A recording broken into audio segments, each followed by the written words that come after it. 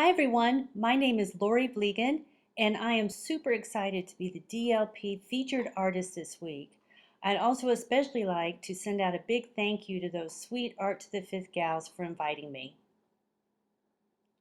So here's the breakdown of our challenge this week for October 3rd, 2015.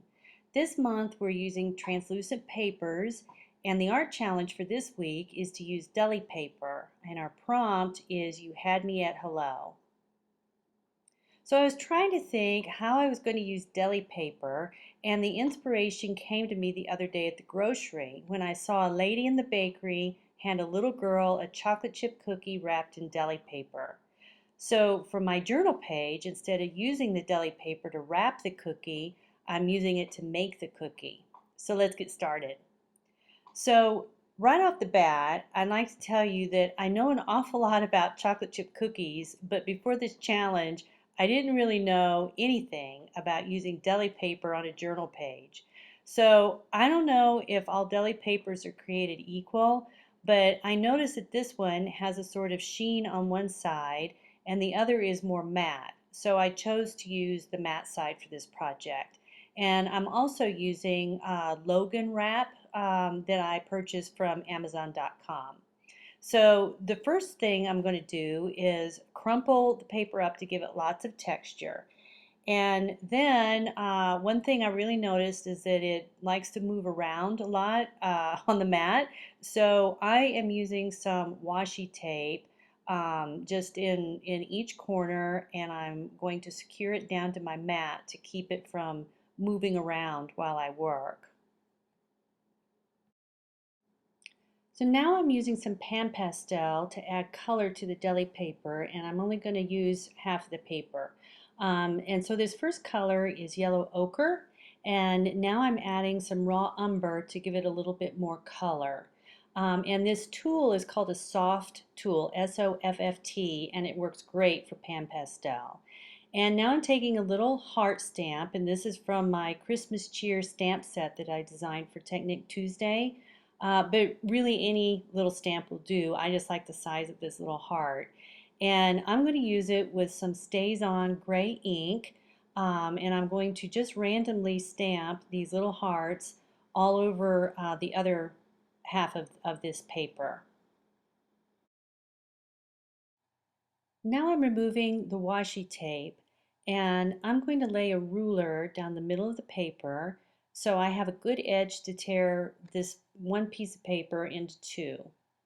And then I'm going to use that same washi tape to retape just the half that has the pan pastel back down onto my cutting mat, because now I'm going to apply some Mod Podge with the matte finish, and I'm applying it with an old flat tip water brush because sometimes the Mod Podge can get a little thick, and when that happens, if I'm using this water brush, all I need to do is squeeze just a little bit of water from the brush and it helps to spread it out.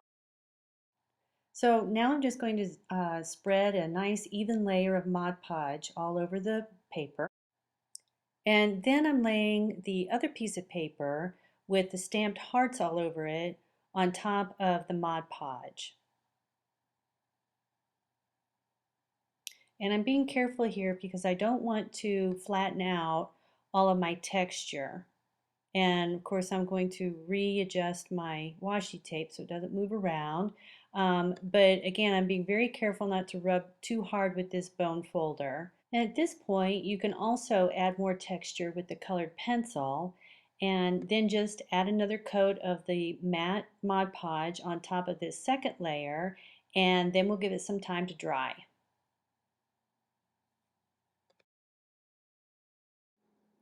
And now it's on to the other part of the journal page. And if you are already familiar with my artwork, then you know that I absolutely love letter forms. I love to draw letters and I love to fill up a page with words and letters. And what I love to use when I do that are these Micron pens. I love them because they come in so many different sizes of tips and they're waterproof, which is great when you're working with watercolor. So up here at the top of my page, I've penciled in some larger letters that I'm going to paint in with some watercolor. I really like to use watercolor pencils on my journal pages too, but I already had these colors mixed and I think they'll go well with our cookie theme. So I'm going to continue to paint these in, and this will be the beginning of many different layers of color because when the watercolor is layered like this, it adds a lot of depth to these letters. One of the important things about this process is that each layer really needs to dry before you add the next layer. So that's, for me, is probably one of the hardest things about this process is having the patience to wait for it to dry. But that's when I'm super thankful for my little craft dryer because that comes in really handy with this type of process. So I'm just continuing on painting these in.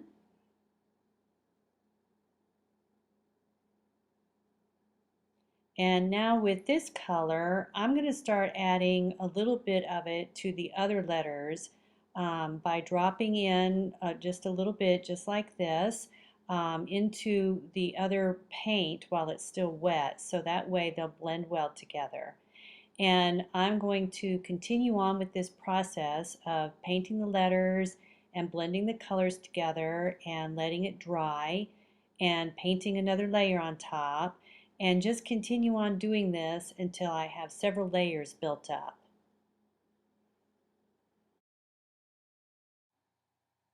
And now that my letters have dried completely, I'm going to outline each one using this micron pen. I think this is an 03 tip. And just to give the letters a little bit more dimension, I'm going around each one twice. I think it's a lot of fun to make the lines look a little wonky because this is a pretty whimsical piece, and I think wonkiness always adds whimsy. I'm also outlining this knowing that I'll probably go back and add in some more layers of watercolor, and that's what I love about using these microns because you can go back in and paint over them and the ink won't bleed out.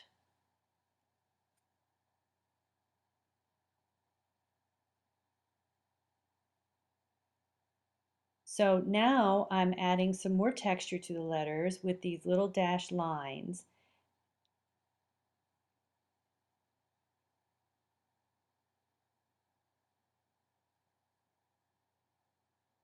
And it looks like I lost a little bit of the detail with my arrow, so I'm going to build that up. And now I'm going to add some shading by using a 6B pencil. And I'm just going to run the pencil along the outside edge of each letter. And this really helps to give the whole word a lot of dimension. And another way to help your words or letters stand out on your journal page is to add what I call a little separated shadow. It's the same process as with our other word, but this time you add your pencil a little bit away from the edge of the letter to give it just a little bit more dimension.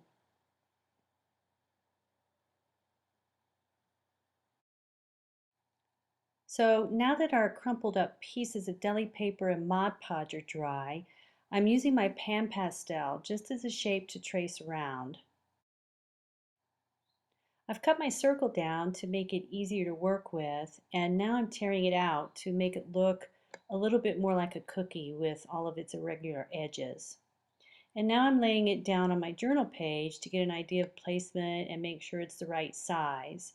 But when I laid it down, it looked like it needed maybe some more color. So I flipped it over, and since the back side was not coated with the Mod Podge, I could add some more of the pan pastel to it. And it's really amazing how much dimension that gave to our little cookie.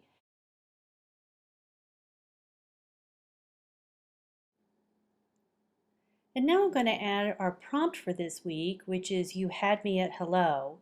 And I have that written down on a piece of paper, and I just trim that down. And now I'm going to add just a little bit of color with this bright yellow-green pan pastel. And then I'm poking some holes with the needle and using some embroidery floss to attach my little prompt tag to the cookie. And then after I've pulled the floss through, I'll tie it in a knot.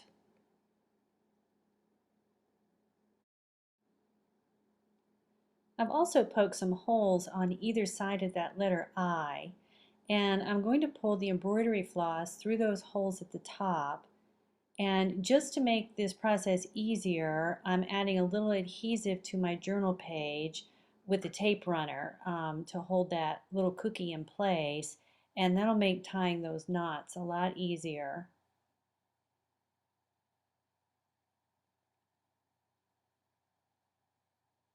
So now I'll just continue tying that knot up at the top, and then I'll trim my extra threads.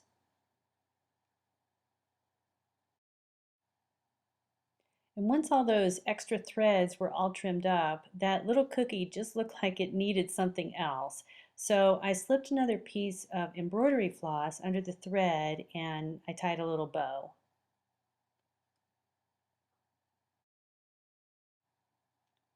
And now that the cookie is secured to the page, it's time to add some finishing touches like painting in that little heart on the prompt tag and adding in some little pencil borders in the corners.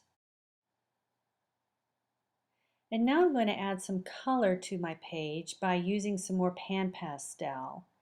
And one way I do this is to take a piece of deli paper off to the side, and I'm rubbing most of the pan pastel on my applicator off onto the deli paper.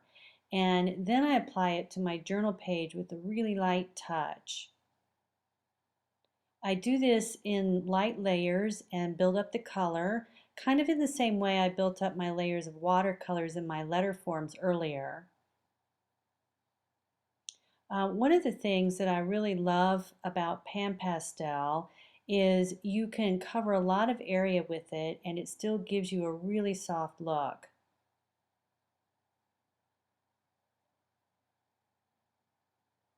So I'm just going to continue to go around the page in using almost a circular motion with my applicator. And then I'm going to just kind of sprinkle in some of that color through the words, just going down the page until it all looks balanced. So here's a close-up in the corner where I'm starting to build up the color. And one of my other favorite things about pan pastel is if you have a spot you don't like, you can erase it. But here's a tip about that. Make sure you clean your eraser off because the color will transfer when you use it again. So once everything is cleaned up, we're ready to move on to the last step.